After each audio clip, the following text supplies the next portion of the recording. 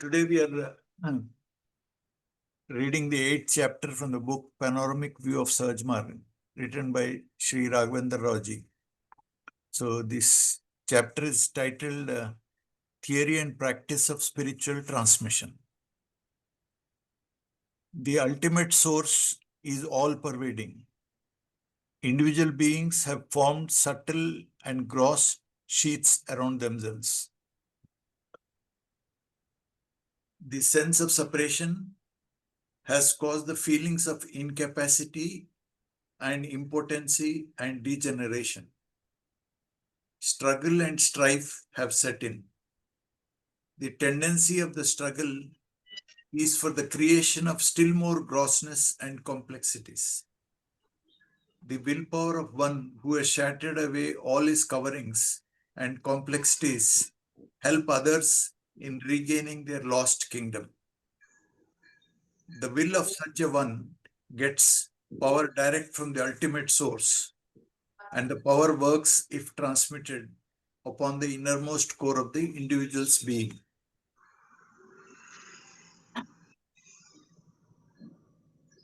A stir in the ultimate has been the cause of creation. The same power which has been the cause of creation is in man in the form of thought. That power in man is normally directed downwards. It can be directed upwards also, in which case his unfoldment commences. This turning upwards can be effected through transmission very easily. Transmission is due to the effect of a strong will, which has regained its pure form of the original star. The divinized being will help only the willing ones. Anybody who desires to regain his original condition can seek for the benefit of transmission. Such seeking or such willingness helps to create receptivity for the divine grace to flow in. Surrender to God, cooperation with the divinized master, love of Sadguru, etc. are all methods to create the receptivity. Where there is no receptivity, none wills to transmit. Receptivity is like the attracting power of vacuum, and the transmission is directing the flow of the divine grace towards the receptacle. Much has been said about the divine grace in almost all the religious books of the world. The very word grace denotes something like caprice, whim, or fancy of some unpredictable person. Every aspirant for the divine grace hitherto had to wait for an indefinite period. Thanks to the discovery of Sahaj Marg, it is now possible to get control and command over that power by a human being. The aspirant need no longer wait helplessly for the event to happen. The flow of divine grace can be directed through the willpower.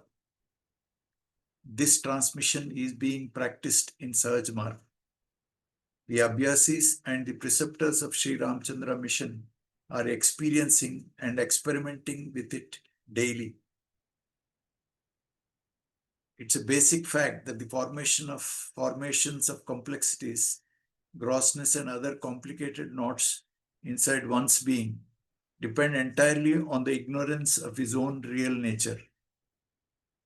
If only his subconsciousness is lit up by the original nature, the knots begin to loosen and the complexities get removed and the grossness melts away. This can be easily effected through transmission, which works like a light kindling another light. The ultimate consciousness works through superconsciousness directly upon the subconsciousness of the aspirant. That is the reason why many an aspirant complains of having not felt anything during transmission. The question of feeling or sensation pertains to the ordinary or waking consciousness. It normally takes some time before the effect of transmission is perceived in one's consciousness. Any questions so far? We'll wait for some time.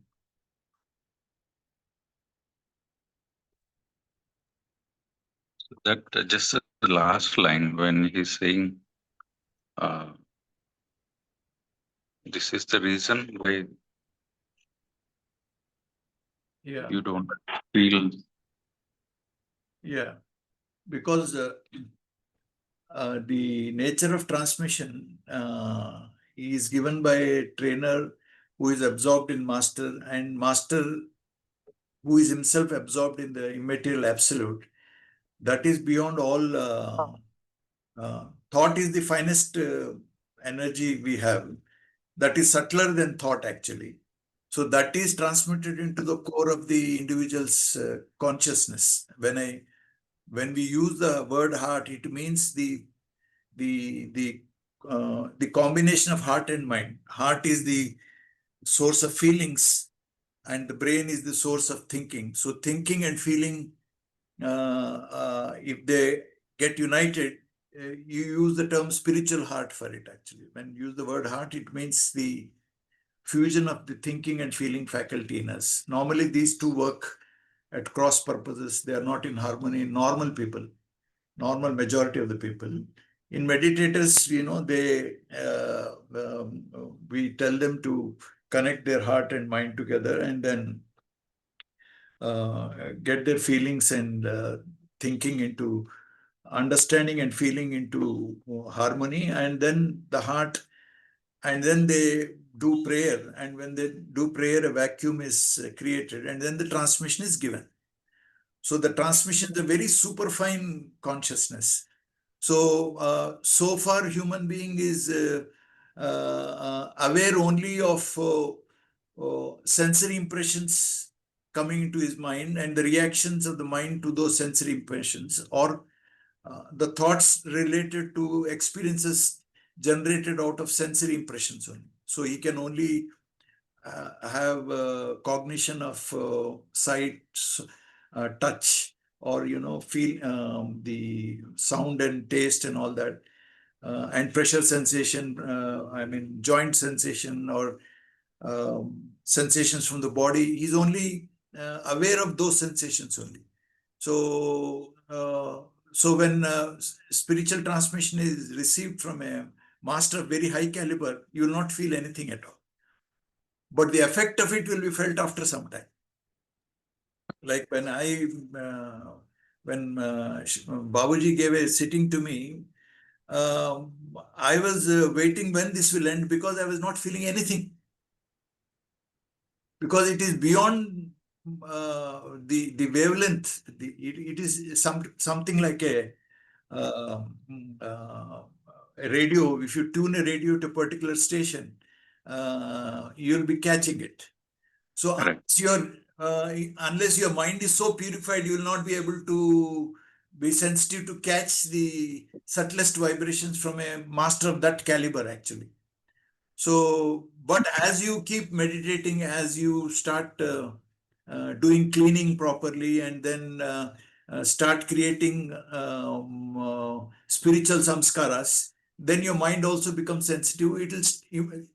Now, for me, the moment I think, I'll feel a flood of peace descend into my system straight away, immediately. Right. So it all depends upon the nature of the mind, actually. Some people would have felt transmission right in the beginning, one or two sitting itself, they will feel it, peace. Some people may not feel it. So here he is referring to people who may not be feeling it in the first instance itself. But Okay. there were cases where in the even the first transmission itself, people have felt extreme peace, and the influence of the transmission was felt by many people also. Correct. But the reason why it is not felt is the vibration of the transmission and the vibration of the human heart are at a totally. I mean, your radio is not catching the whatever frequency it is being broadcast. Actually, that's it. Yeah. But still, if a yielding attitude is there, the transmission will be accepted by the heart. That's the important.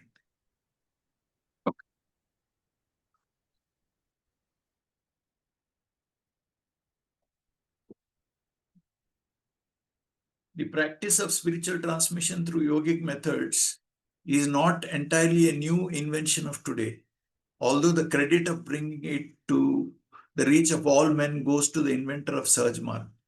We come across instances of revolutionary changes in the lives of individuals when they come into contact with some personality of high caliber in spirituality. There are instances recorded in the oldest literature of the world, like Upanishads, etc., wherein the teacher transmits the divine knowledge into the heart of the seeker through some mysterious means. The famous Bhagavad Gita is one example of transmission. Swami Vivekananda's transformation at the feet of Shri Ramakrishna Paramahamsa is a historical record of transmission.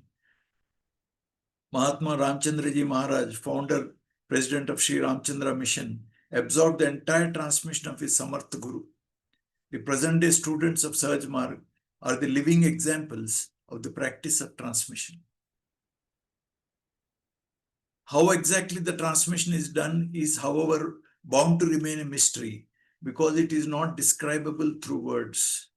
Only certain hints can be given, which may at the most prove to be similes or metaphors.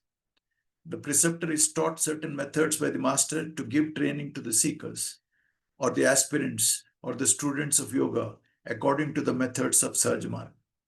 Those methods relate mostly to the formation of will to be directed at the student to effect certain changes or modifications. The will force directly touches the causal body of the receiver and affects it. Thus, the seed of light is sown in the field full of manure. The watering is done through suitable activity of thought, and in due course, the beautiful white flower blossoms. As has been already stated, the receptivity or the cooperation of the receiver is a must for the seed to fructify. Before the advent of Sahaj Marg, the seeker of reality was advised long and laborious methods of practice to become fit to receive the divine grace. Those practices were mostly physical, for example, cleaning the body, etc., breathing exercises, doing good works like charity, study of scriptures, repetitions of God's name, and worship of idols. Each practice took a long period to become a good habit. By the time seeker could master all the virtues and gain sufficient mastery, he would have grown too old to receive the transmission in full, to utilize it for the divine work. Many a time, due to the development of mechanical habits in course of his long physical practice, he would develop internal solidity and grossness as to block the way for the transmission of divine grace, thus defeating the very purpose of all those practices. This is important, which is commonly we find all religious people in all major religions. It adds to the grossness and it adds to their pride and vanity, but real problem of life is not solved actually. In those archaic methods are practiced blindly, one can get nothing but the harmful effects like obsession, insanity, etc. No doubt, virtues are good things. They have to be necessarily cultivated. At the same time, one should take care not to be too conscious of them in himself. Such consciousness works like poison. In fact, one gets perverted to the extent of considering his own manias and obsessions to be great virtues. Like we know people, even prasad offered to God and then offered by highly spiritual people would not take it because they consider that it's an impurity which is prepared by somebody else. We have seen so many examples like that. In the practice of Sahaj Marg, the necessary attitudes for the transmission to be effective are developed unconsciously. Even when one attains great heights in spirituality through the effect of transmission, he is not aware of his powers. His willful surrender to the divine causes him to act quite in accordance with the divine commandments. No physical practices are necessary, nor are there any prescribed in Sahaj Marg to develop virtues. The right attitudes are automatically developed in an abhyasi due to his practice of meditation according to the methods of Sahaj Marg. The internal cleaning and the purification is affected by transmission. The wayward tendencies of mind are regulated and reoriented correctly in a very natural way and in a very short time. Although it may appear to many as unbelievable, yet it is a fact beyond doubt. Any doubting Thomases can verify it by taking up the practice in right earnest. Any questions so far? I mean, it's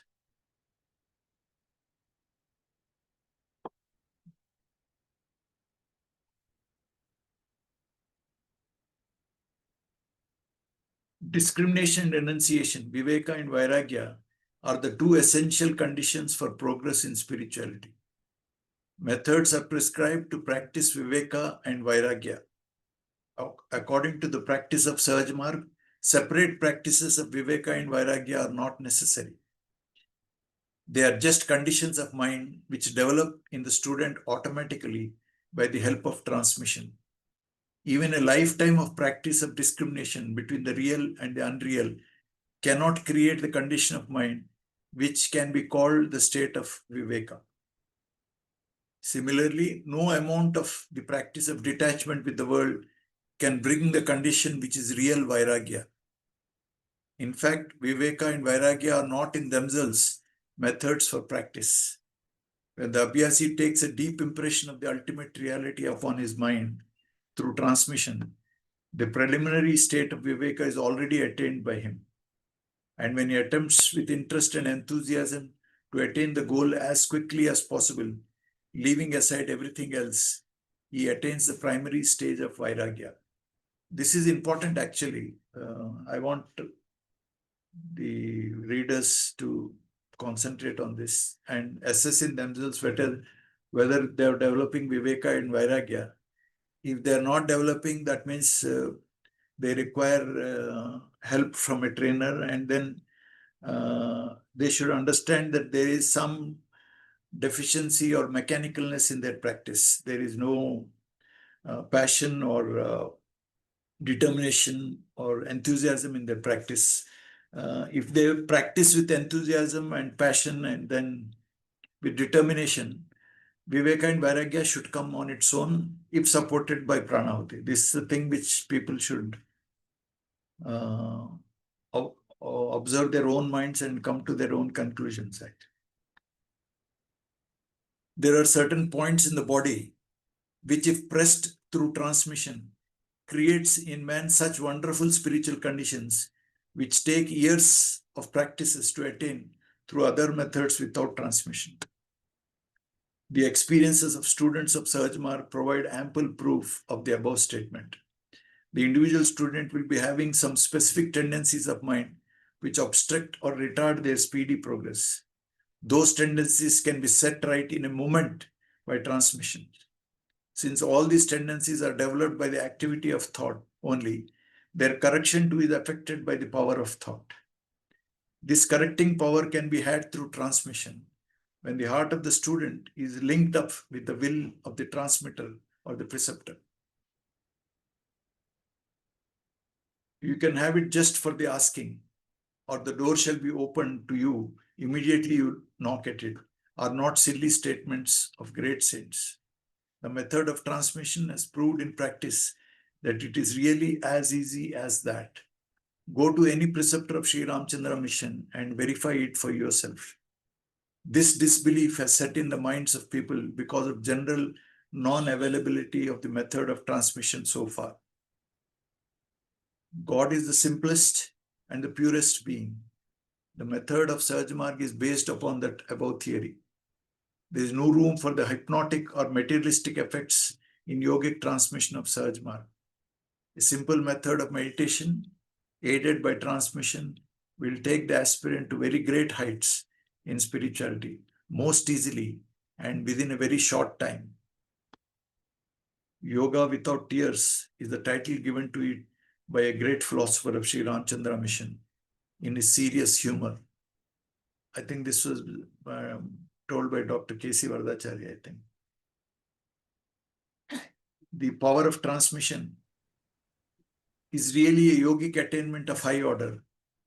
It is extremely difficult, if not impossible, to gain it by self-effort. But it can be had from one who has got it. The method of getting it, once again, is through transmission only. It can be had by those hankering after, it cannot be had by those hankering after baser powers, or by those who are interested to become gurus, or by those who are egocentric. Complete surrender to Master alone is the way to get it from him as a gift. In fact, even the thought of awareness of surrender should be given up to establish real oneness with the Master. Then everything of the Master will automatically become his. A real master is always very eager to make his associate just like himself in the spiritual field. When the Abhyasi or the student comes to the required standard, the capable master transmits into him the power of transmission and permits him to impart to others spiritual training through transmission.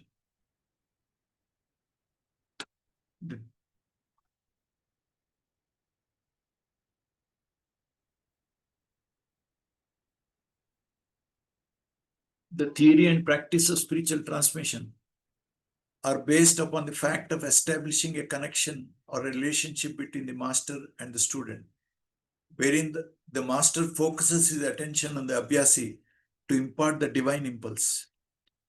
Generally, when a person evolves to the extent of getting directly linked up with God, he cannot or he will not look hither or thither. To become a guru and to think of helping others in the ordinary sense, or to feel himself superior to others, is or should be impossible for such a master. Then how can he transmit to the Abhyasis? Here again, a mystery comes. Such a great soul gets commands from above to serve mankind. Along with the commands, he automatically gets the powers also to do the job. Thus, only he who has been thus commanded is able to transmit, and none else. And in the divine order, he who is given the job is completely free to work as he thinks fit. That is, he is free to adopt suitable methods to do the given work. The accomplishment of the work involves both the destruction and construction. Therefore, such a master will be having command over the destructive and constructive powers of nature and is free to utilize those powers to complete the given work.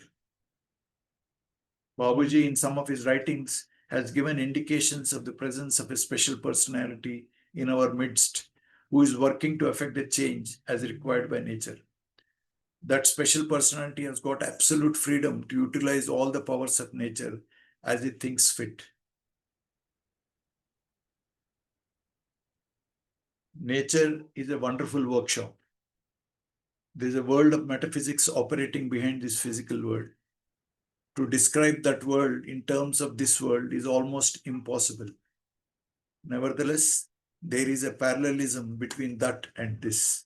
Hitherto, this parallelism was utilized in cleaning and purifying this world to attain the purer and brighter worlds. Thanks to the invention of Sahaj Marg, a direct access has now been made possible through transmission to the brighter world. No longer are required the tedious and laborious and many a time self-defeating practices to proceed on the spiritual pilgrimage. One can straightaway take up the journey with the help of transmission, and the journey can be quickly completed also, if one desires, through transmission, and that too quite safely and easily. All the whirls and pitfalls on the way are either cleverly circumvented or crossed over with the least pain or danger. The help of transmission becomes absolutely necessary at higher stages in spirituality. The higher conditions are too fine and too subtle to allow a man to rise to still higher levels by his own self-effort. They are slippery too. Every moment there is a likelihood of fall. The help through transmission alone can maintain one on such a condition and can help him to rise to higher levels. The method of transmission also is still refined at such stages. In fact, The transmission is received directly from the ultimate source within. This is important. In fact, this transmission is received directly from the ultimate source within. The ultimate condition of the transmitter is realized in one's own heart, and the transmission is got directly from the absolute base within. These are important statements he's making here. This topic is likely to create confusion if described further. He is putting a note of caution, but this topic is likely to create confusion if described further. Suffice it to say that the differences created in one's thought between the Lord, the messenger, and the devotee fade out. One enters the sphere of the center, where one's very being depends on transmission alone. No other method, puja or worship can be of any utility there. Everything is dropped off. The structure falls down. If transmission is not there, one is likely to be shattered to pieces at such higher stages. That was the reason why man's highest approach was hitherto limited up to the finermost condition of egoism. To dissolve even that shred of egoism while still living in the physical body is impossible without transmission, although much lies ahead for man to attain. The practice of transmission has made it easy for man to attempt to gain still higher levels of being. He can safely enter the sphere of splendor and can even cross the 7 rings of splendor and start swimming in the infinite ocean of the center through the help of transmission while still living in the mortal flame. I think we'll stop here. I think it's a very loaded article. You can, I request readers to study it again so that you'll understand the many important points here. If any questions are there, we can just learn from each other's experience or by just sharing our whatever knowledge we have about this.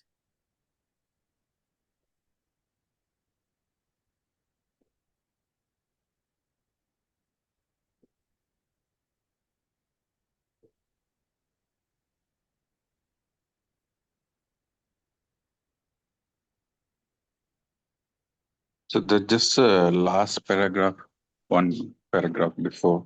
Uh, the ultimate condition of the transmitter is realized in one's own heart, and the transmission is got directly from the absolute base within. Yeah. So he is saying that the source of transmission is. You must know the basic fundamentals.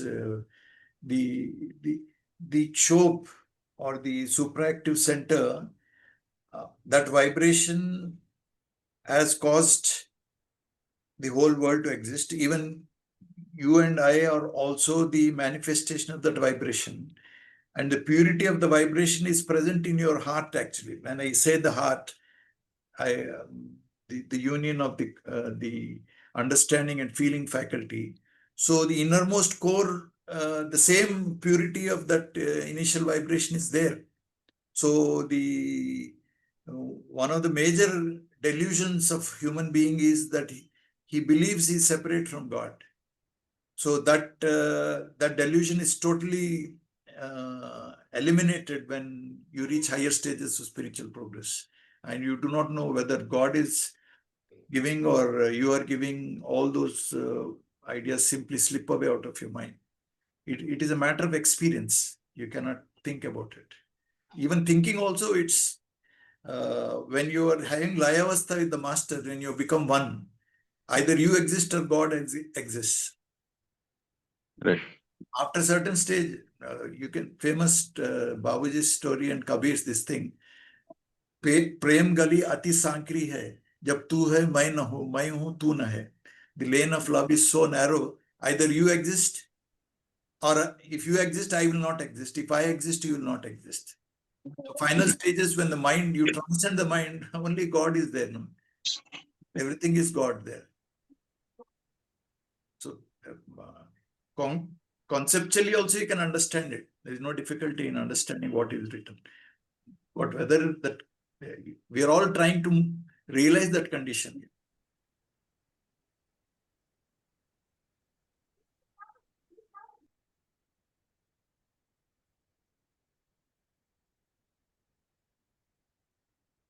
That is the problem when you are saying the divine light. The divine light is which has been Sanatana. There is no beginning or end for it. It is eternal thing, and it has been there since the past, present, and future. It will continue to exist. Uh, whether you really think that it is the real goal of human life or not is the contemplation you have to do. When you really contemplate and really believe that that's the real goal of human life, and which clarity emerges when you do more of cleaning and all that, automatically you will develop. It all depends upon the cleaning process, actually. The more, there's a beautiful analogy given by Shankaracharya in this thing, Viveka Chudamani. I was reading a few days ago. He says a piece of sandalwood, if it is put in water, stays in water for a long time, it starts giving foul smell actually. But when you take it out and then rub it on a piece of stone, when all that moss and dirt is removed, the fragrance starts emanating from the sandalwood. So in all our hearts, we have to search for God in our own heart. God is already there. I mean, you don't have to bring it from outside. Only thing, it is covered by all these impurities. All these vasanas or samskaras actually are like a dirt over that surface of God. By cleaning and then by meditating, we remove these impurities. And when the impurities are, the divine fragrance will automatically ooze out from your being actually. That is the principle of yoga, and even Vedanta also, they talk the same thing. Their methods are different.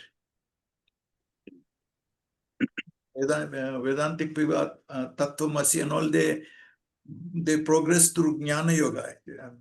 But if you read the topic realization, the Jnana Yoga, Bhakti Yoga, and Karma Yoga, they're all interlinked. All aspects are interlinked in Karma Yoga. Bhakti is also there, Jnana is also there. In Jnana Yoga, Bhakti is also there, and Karma is also there. So everything is interlinked.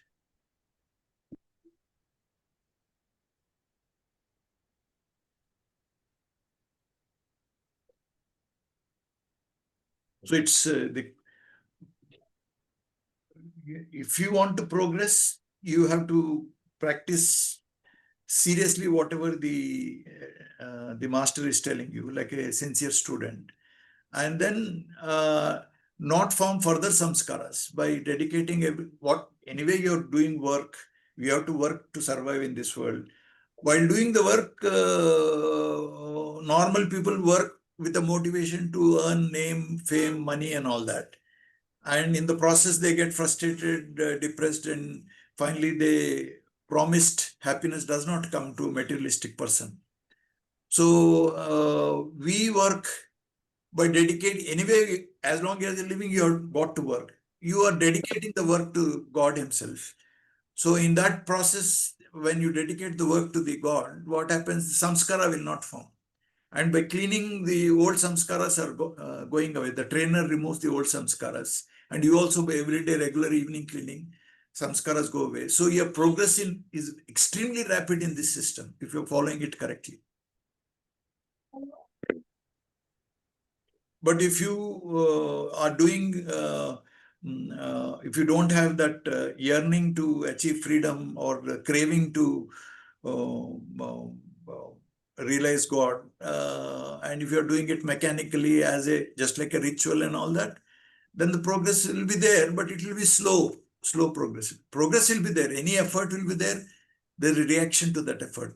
If you are thinking about the presence of divine light, even for 10 minutes, that is deposited in your spiritual account actually. But that the rest of the time you are now strengthening the ego concept only. Whenever you're interacting with the world, you keep on strengthening the ego. So how can a short period of meditation give you success actually? It's not possible. Right.